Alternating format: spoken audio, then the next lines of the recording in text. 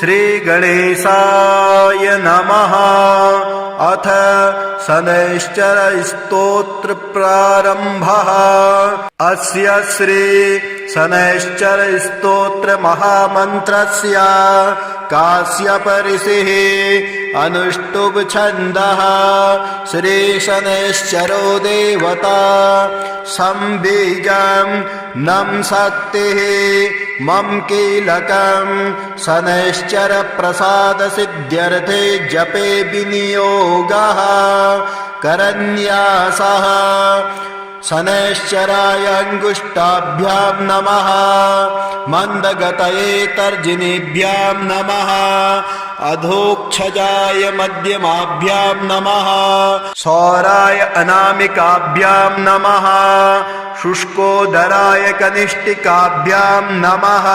छायात्मजाय करतलकरपिष्टाभ्यां नमः। अंगन्यासः।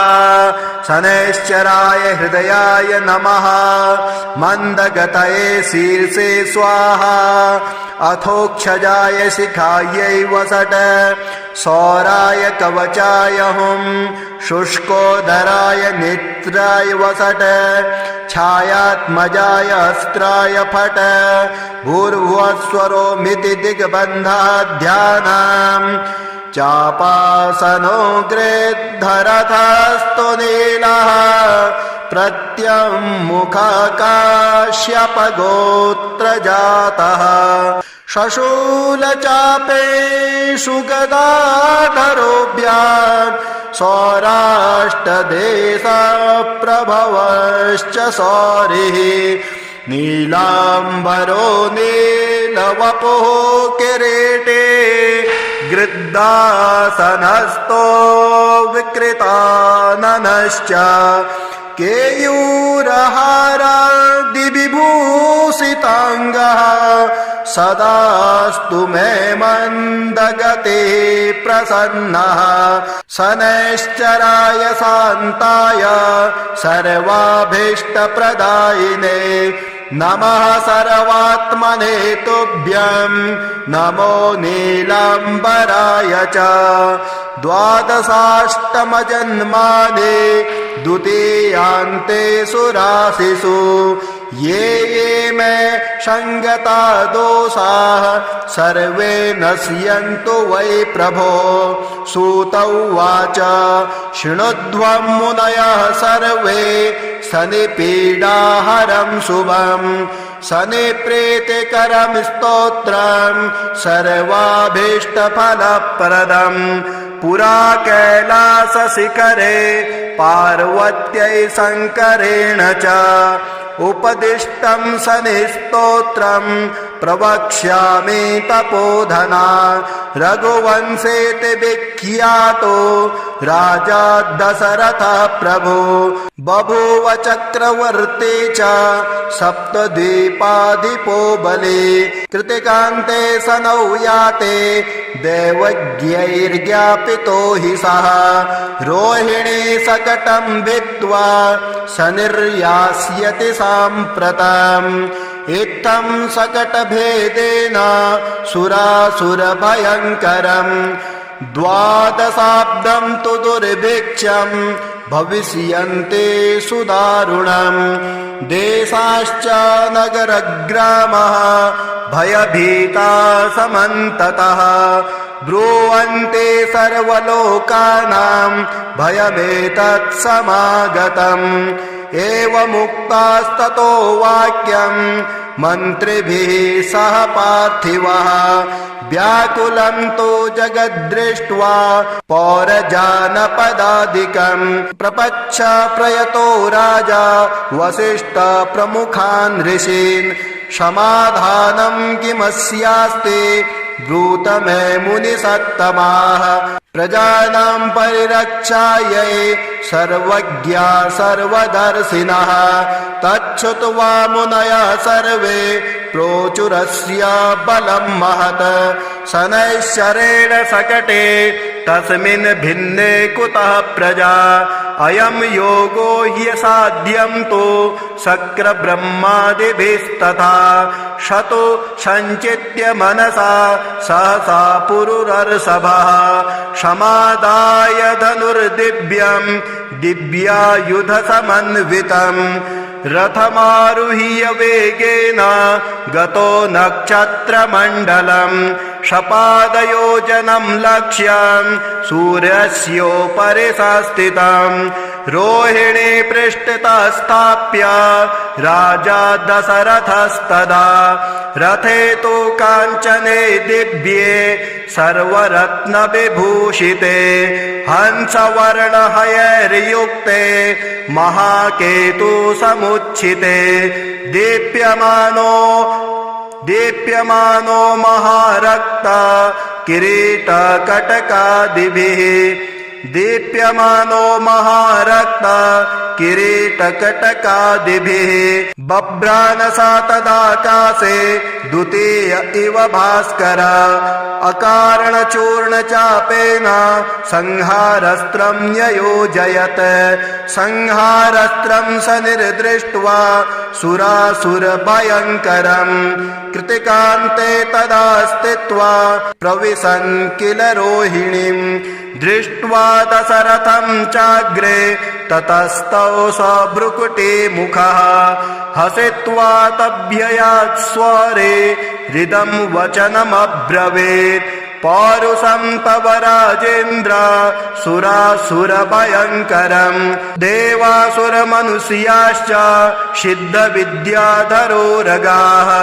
मयावलोकिताः सर्वे दैन्यमासो व्रजन्ति ते तुष्टोऽहं तव राजेन्द्र तपसा पौरुषेण च वरं ब्रूहि प्रदास्यामि मनसा यदभीप्सितं दशरथ उवाच प्रसादं कुरु मे सौरे वरदो यदि मे स्थितः अद्य प्रभृति मे राष्ट्रे प्रीडा कार्या न कस्यचित् रोहिणी भेदयित्वा तो न गतव्यं त्वया सने सरिता सागरा सर्वे यावच्चन्द्रार्कमेदिनी द्वादशाब्दं तु दुर्भिक्षं न कदाचित् भविष्यति याचित्तं तु मया सौरे नान्यमिच्छाम्यहं वरम् एवमस्त्विति सुप्रीतो वरं प्रादातु शाश्वतम् कीर्तिरेषा त्वदीया च त्रैलोक्ये सम्भविष्यते प्राप्य चैनं वरं राजा कृतकृतो भवत्तदा एवं वरं तु सम्प्राप्य दृष्टरोमा स पार्थिवः रथोपस्थे धनु स्थाप्य भूत्वा चैव कृताञ्जलिः ध्यात्वा सरस्वते देवे गणनाथं विनायकं राजा दशरथस्तोत्रं सौरेरिमदथाकरोत् अथ स्तोत्रं दशरथ उवाच नमः कृष्णाय नीलाय शिखिकण्ठनिभाय च नमो नीलमुखाब्जाय नीलोत्पतनिभाय च नमो निर्मांसदेहाय दीर्घसमश्रुजटाय च नमो विशालनेत्राय शुष्कोदरभयानक नमः पुरुषनेत्राय स्थूलरोणे नमो नमः नमो नित्यं क्षुधार्थाय अतृप्ताय नमो नमः नमो दीर्घाय शुष्काय कालदृष्टाय ते नमः नमस्ते घोररूपाय दुर्निरीक्षाय ते नमः नमो घोराय रौद्राय भीषणाय करालिने नमस्ते सर्वभक्षाय वलिमुख नमोऽस्तु ते सूर्यपुत्र नमस्तेस्तु भास्करो भयदायिने अधोष्ठे नमस्तेस्तु संवर्तक नमो नमः। नमो मन्दगते तुभ्यं निस्त्रिसाय नमो नमः। नमो दुस्सहदेहाय नित्ययोगरताय च ज्ञानदृष्टे नमस्तेस्तु कश्यपात्मजसूनवे। तुष्टो ददासि त्वं राज्यं क्रुद्धो हरसि तत्क्षणात्। देवासुरमनुष्याश्च सिद्धविद्याधरोरगाः त्वयावलोकिताः सर्वे दैन्यमासो व्रजन्ति ते। ब्रह्मा शक्रो यमश्चैव ऋषयः सप्तसागरः राज्यभ्रष्टा भवन्तेह तव दृष्ट्यावलोकिता। देशाश्च नगरग्रामः दीपाश्च गिरयस्तथा सरितः सागराः सर्वे नाशं नश्यन्ति समूलतः। प्रसादं कुरु मे सौरे वरदोषे महाबल इति स्तोत्रम्। एवमुक्तास्तदा सौरिः ग्रहराजो महाबलः अब्रवीच्च सनिर्वाक्यं दृष्टरोमा सभास्करिः। सनिर्वाच तुष्टोऽहं तव राजेन्द्र स्तोत्रेणानेन सुब्रत। वरं ब्रूहि प्रदास्यामि मनसा यदि भीप्सितं। दशरथ उवाच प्रसन्नो यदि मे सौरे पीडा कुरु न कस्यचित्। देवासुरमनुष्याणां पशुपन्नगपक्षिणां। सनिर्वाच ग्रहणाश्च ग्रहाज्ञेया ग्रहापीडाकरा स्मृताः। अदेयोऽपि वरोऽस्माभिः तुष्टोऽहं तु ददामि ते। देवासुरमनुष्याश्च सिद्धविद्याधरोरगाः पशुपक्षी मृगाः वृक्षा पीडा मुञ्चन्तु सर्वदा। त्वया प्रोक्तमिदं स्तोत्रं या पठेद्दिह मानवः। एककालं क्वचित् कालं पीडा मुञ्चापि तस्य वै। मृत्युस्थाने गतो वापि जन्मव्ययगतोऽपि वा।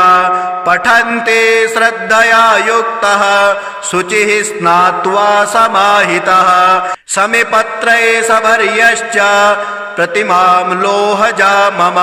माशौदानं तिलैर्मिश्रं दद्याल्लोहं तु दक्षिणाम्। कृष्णाङ्गं महिषं वस्त्रं मानुदिश्य द्विजातये। मदिने तु विशेषेण स्तोत्रेणानेन पूजयेत्। पूजयित्वा जपेत् स्तोत्रं भुक्त्वा चैव कृताञ्जलिः। तस्य पीडां न चैवाहं करिष्यामि कदाचन। गोचरे जन्मलग्ने वा दशास्वन्तर्दशासु च। रक्षामि सततं तस्य पीडास्वनग्रहस्य च। अनेनैव प्रकारेण पीडामुक्तं जगद्भवेत्। सूत उवाच वरद्वयं तु सम्प्राप्य राजा दशरथस्तदा। मेने कृतास्थमात्मानं नमस्कृत्य शनैश्चरम्। शनिना चाभ्ययुज्ञातः स्वस्थानं गमत् नृपः। स्वस्थानं च ततो गत्वा प्राप्तकामो भवत्तदा। कोणः शनैश्चरो मन्दः छाया हृदयनन्दनः। मार्तण्डजस्तथा सौरिः पाताङ्गिर्ग्रहनायकः। ब्रह्मण्यः क्रूरकर्मा च नीलवस्त्रोऽञ्जनद्धुतिः। द्वादशैतानि नामानि यः पठेच्च दिने दिने। विषमस्तोऽपि भगवान् सुप्रीतस्य तस्य जायते। मन्दवारे शुचि स्नात्वा मिताहारो जितेन्द्रियः। तद्वर्णकुसुमैर्युक्तं सर्वाङ्गं द्विजसत्तमाः। पूरयित्वान्नपान्नादये स्तोत्रं यः प्रयतः पठेत्। पुत्रकामो लभेत् पुत्रं धनकामो लभेत् धनं। राज्यकामो लभेत् राज्यं जयार्थी विजयी भवेत्। आयुष्कामो लभेदायुः श्रीकामः श्रियमाप्नुयात् यद्यदिच्छति तत्सर्वं भगवान् भक्तवत्सलः चिन्तितानि च सर्वाणि ददाति न च संशयः।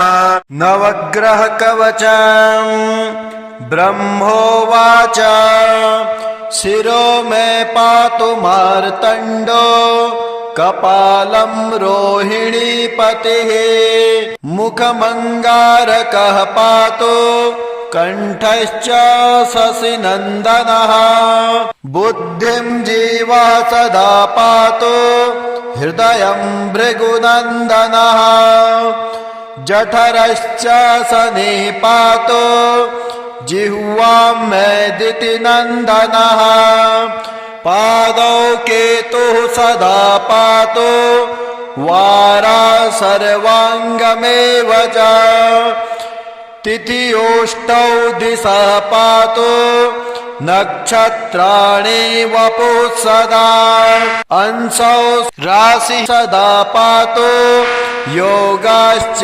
स्थैर्यमेव च गुह्यं लिङ्गं सदा पान्तु सर्वे ग्रहा शुभप्रदा अणिमादीनि सर्वाणि लभते यः पठेत् ध्रुवम् एतां रक्षां पठेद्यस्तु भक्त्या स प्रयता सुधीः सचिरायो सुखे पुत्रे रणे च विजयी भवेत् अपुत्रो लभते पुत्रं धनार्थे धनमाप्नुयात् दारार्थे लभते भार्यां सुरूपां सुमनोहरम् रोगी रोगात् प्रमुच्येत बद्धो मुच्येत बन्धनात् जले स्थले चान्तरिक्षे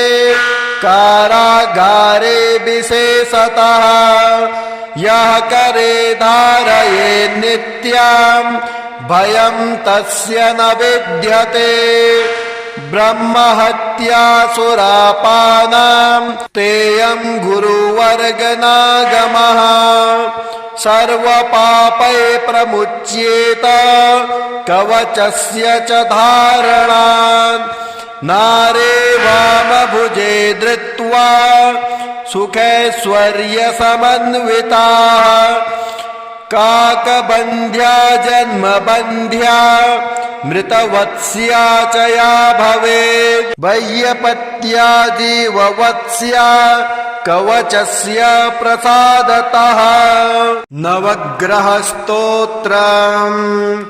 पद्मकिञ्जलकसङ्कासां लोकसाक्षीं जगद्गुरुं सर्वरोगहरं देवम् आदित्यं प्रणमाम्यहम् क्षीरोदार्णवसम्भूतम् अत्रिनेत्रं समुद्भवम् नमामि शशिनं देवं शम्भोरमुकुटभूषणम् धरणीगर्भसम्भूतं विद्युत्पुञ्जं जगत्पतेम् कुमारं शक्तिहस्तं च मङ्गलं प्रणमाम्यहम् प्रियङ्गो कनकाभासं रूपेण प्रतिमं शुभं सौम्यं सौम्यगुणोपेतं तं बुधं प्रणमाम्यहम् देवानां च ऋषीणां च गुरुकनकसन्निभां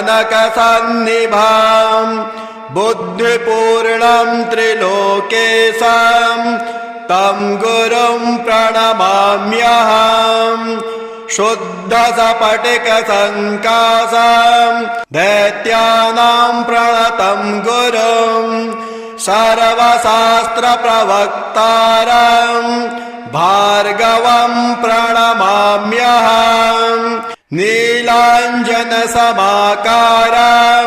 रविपुत्रं महाग्रहं छायामार्तण्डसम्भूतं तं नमामि शनैश्चरम् अर्धकायं महावीर्यं चन्द्रभास्करमर्दनं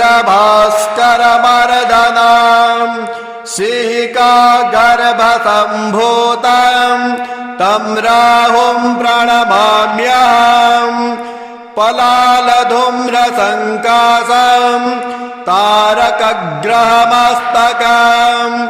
रौद्रं रौद्रतरं घोरं तं केतुं प्रणमाम्यहम् कल्याणानि नभोमणिः सुललितं कीर्तिकलानां निधिं शौर्यं क्षमातनयः बुधश्च बुधतां जीवश्चिरञ्जीवितां साम्राज्यं भृगुयोर्कजो विजयितां राहुं बहुकर्षतां केतुर्यच्छतु वाञ्छितं मम फलं सर्वे ग्रहा सादराः न्यूनातिरिक्ता न्यपरिस्फुटानि कर्माणि यानि मया कृतानि सर्वाणि चेतानि मम क्षमध्वं प्रयातु तुष्टा पुनरागमाय अन्यथा शरणं न्यास्ते योऽयं मे शरणं सदा तस्मात् कारुण्यभावेन रक्षध्वं गृहनायक। ॐ श्री गणेशाय नमः। अथ शनैश्चर स्तोत्र प्रारंभः। अस्य श्री शनैश्चर स्तोत्र महामन्त्रस्य काश्यप ऋषिः अनुष्टुप् छन्दः। श्री शनैश्चरो देवता संबीजं नं शक्तिः मम कीलकं शनैश्चर प्रसाद सिद्ध्यर्थे जपे विनियोगः करन्यासः। शनैश्चराय अंगुष्ठाभ्यां नमः। मंदगतये तर्जनीभ्यां नमः। अधोक्षजाय मध्यमाभ्यां नमः। सौराय अनामिकाभ्यां नमः। शुष्कोदराय कनिष्ठिकाभ्यां नमः। छायात्मजाय करतलकरपिष्टाभ्यां नमः। अंगन्यासः। शनैश्चराय हृदयाय नमः। मंदगतये शीर्षे स्वाहा। अथोक्षजाय शिखायै वसट। सौराय कवचाय हुं। शुष्कोदराय नेत्राय वसट। छायात्मजाय अस्त्राय फट। भूर्भुवस्वरोमिति दिग्बन्धः ध्यानम्। चापासनो गृद्धरथस्तु नीलः। प्रत्यङ्मुखकाश्यपगोत्रजातः। शशूलचापेषु गदाधरोऽभ्यां सौराष्ट्रदेशप्रभवश्च सौरिः। नीलाम्बरो नीलवपुः किरीटे। गृद्धासनस्थो विकृताननश्च। केयूरहारादिविभूषिताङ्गः। सदास्तु मे मन्दगते प्रसन्नः। शनैश्चराय शान्ताय सर्वाभीष्टप्रदायिने नमः सर्वात्मने तुभ्यं। नमो नीलाम्बराय च। द्वादशाष्टमजन्मानि द्वितीयान्तेषु राशिषु ये ये मे संगता दोषाः सर्वे नश्यन्तु वै प्रभो। सूत उवाच शृणुध्वं मुनयः सर्वे शनिपीडाहरं शुभम्। शनिप्रीतिकरं स्तोत्रं सर्वाभीष्टफलप्रदम्।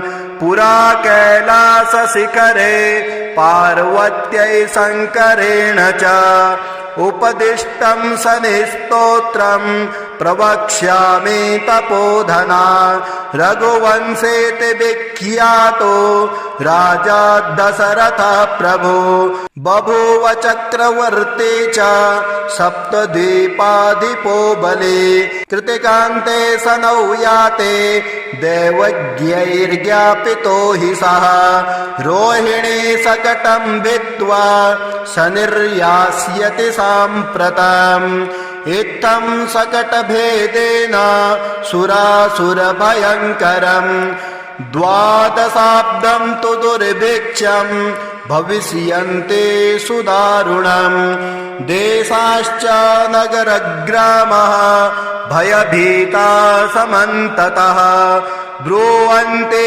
सर्वलोकानां भयमेतत् समागतम् एवमुक्तास्ततो वाक्यं मन्त्रिभिः सह पार्थिवः व्याकुलं तु जगद्दृष्ट्वा पौरजानपदादिकम् प्रपच्छ प्रयतो राजा वसिष्ठ प्रमुखान् ऋषीन् समाधानं किमस्यास्ति ब्रूत मे मुनिसत्तमाः प्रजानां परिरक्षायै सर्वज्ञा सर्वदर्शिनः तच्छ्रुत्वा मुनयः सर्वे प्रोचुरस्य बलं महत् शनैश्चरेण सकटे तस्मिन् भिन्ने कुतः प्रजा अयं योगो ह्यसाध्यं तु शक्रब्रह्मादिभिस्तथा शतो सञ्चित्य मनसा सहसा पुरुरर्षभः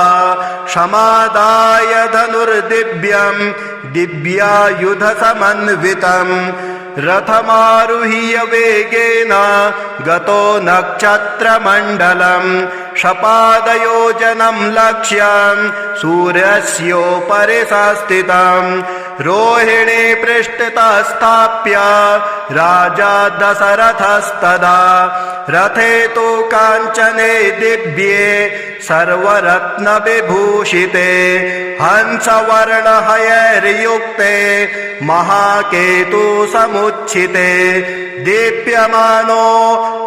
दीप्यमानो महारक्ता किरीटकटकादिभिः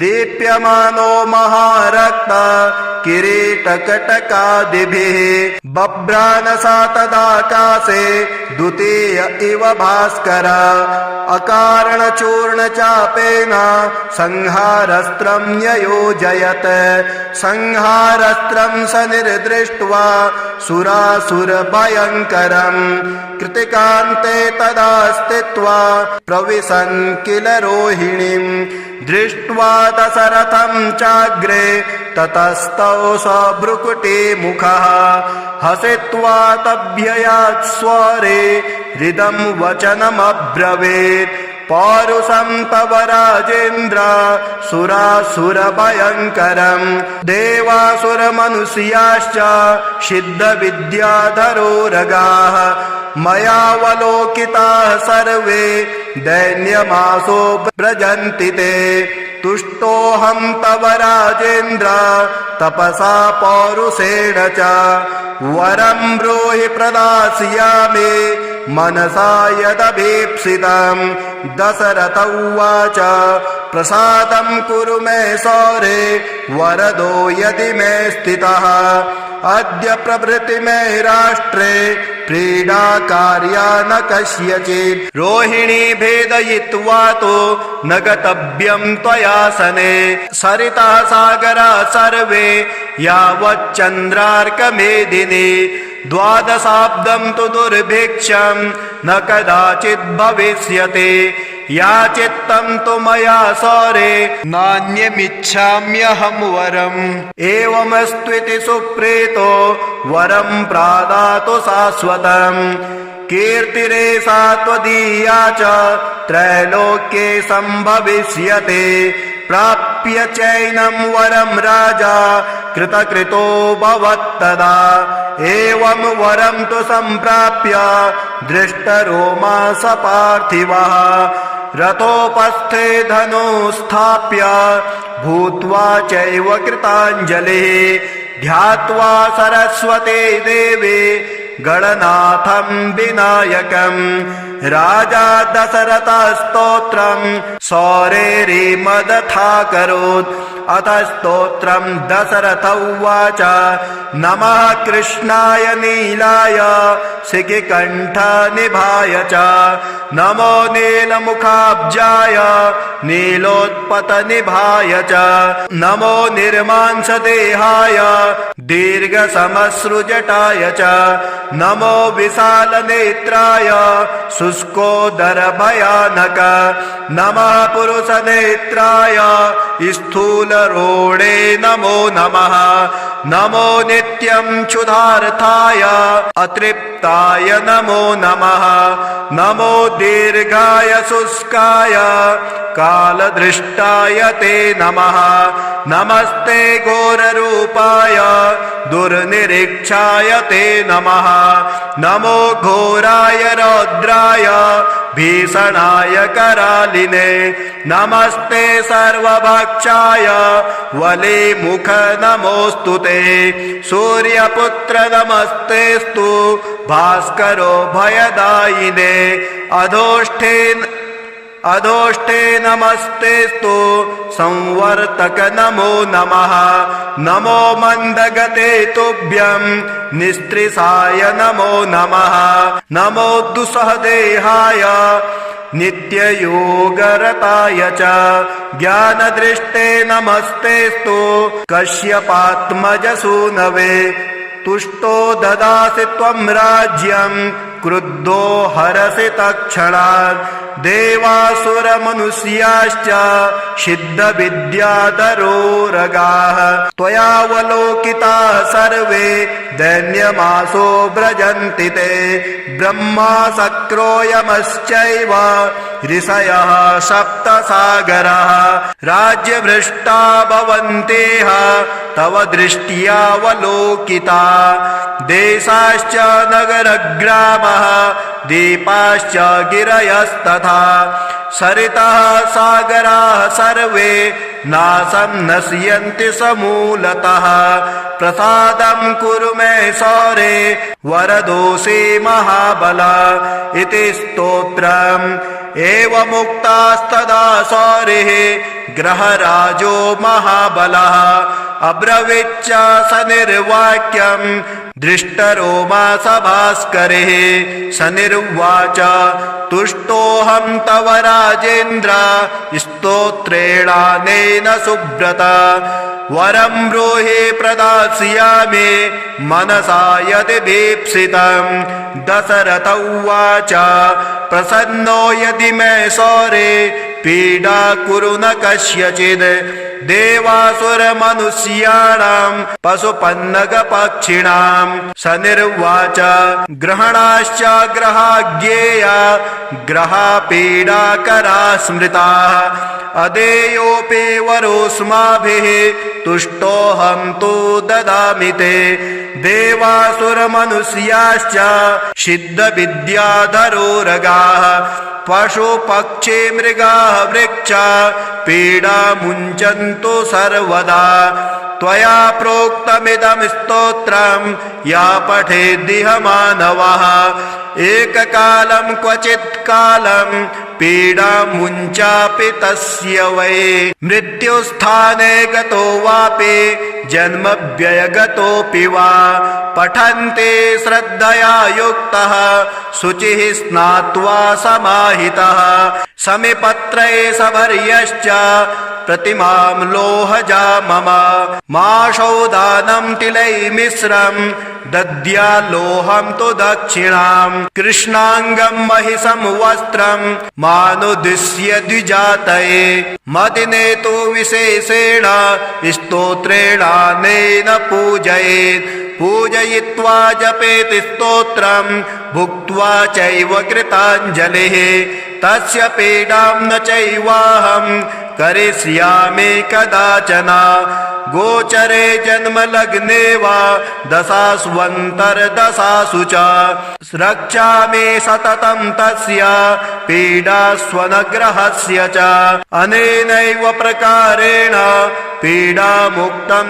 जगद्भवेत् सूत उवाच वरद्वयं तु सम्प्राप्य राजा दशरथस्तदा मेने कृतास्थमात्मानं नमस्कृत्य शनैश्चरम् शनिना चाभ्ययुज्ञातः स्वस्थानं गमत् नृपः स्वस्थानं च ततो गत्वा प्राप्तकामो भवत्तदा कोणः शनैश्चरो मन्दः छाया हृदयनन्दनः मार्तण्डजस्तथा सौरिः पाताङ्गिर्ग्रहनायकः ब्रह्मण्यः क्रूरकर्मा च नीलवस्त्रोऽञ्जनद्धुतिः द्वादशैतानि नामानि यः पठेच्च दिने दिने विषमस्तोऽपि भगवान् सुप्रीतस्य तस्य जायते मन्दवारे शुचि स्नात्वा मिताहारो जितेन्द्रियः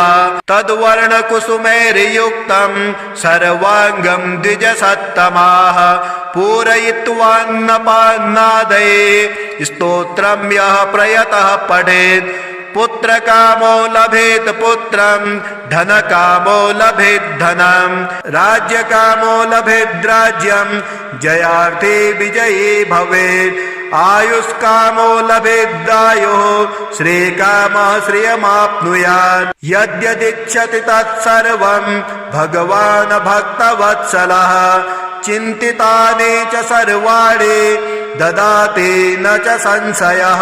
नवग्रहकवचम् ब्रह्मोवाच शिरो मे पातु मार्तण्डो कपालं रोहिणीपतिः मुखमङ्गारकः पातु कण्ठश्च शशिनन्दनः बुद्धिं जीवा सदा पातु हृदयं भृगुनन्दनः जठरश्च शनि पातु जिह्वां मैदितिनन्दनः पादौ केतुः सदा पातु वारा सर्वाङ्गमेव च तिथियोष्टौ दिशः पातु नक्षत्राणि वपुः सदा अंशौ राशि सदा पातु योगाश्च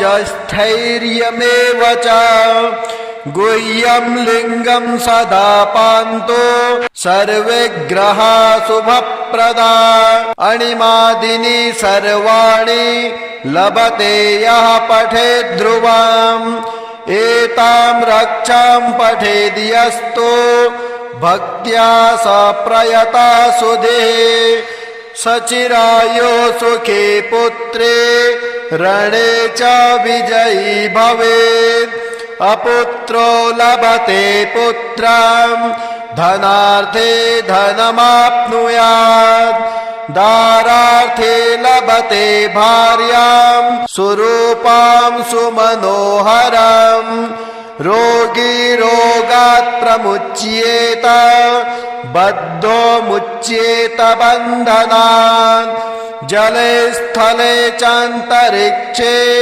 कारागारे विशेषतः यः करे धारये नित्यं भयं तस्य न विद्यते ब्रह्महत्या सुरापानां तेयं गुरुवर्गनागमः सर्वपापै प्रमुच्येत कवचस्य च धारणात् नारे वामभुजे धृत्वा सुखैश्वर्यसमन्विताः काकबन्ध्या जन्मबन्ध्या मृतवत्स्या च या भवेत् वैयपत्या जीववत्स्या कवचस्य प्रसादतः नवग्रहस्तोत्रम् पद्मकिञ्जलकसङ्कासां लोकसाक्षीं जगद्गुरुं सर्वरोगहरं देवम् आदित्यं प्रणमाम्यहम् क्षीरोदार्णवसम्भूतम् अत्रिनेत्रं समुद्भवम् नमामि शशिनं देवं शम्भोर्मुकुटभूषणम् धरणीगर्भसम्भूतम् विद्युत्पुञ्जं जगत्पतेम् कुमारं शक्तिहस्तं च मङ्गलं प्रणमाम्यहम् प्रियङ्गो कनकाभासं रूपेण प्रतिमं शुभं सौम्यं सौम्यगुणोपेतं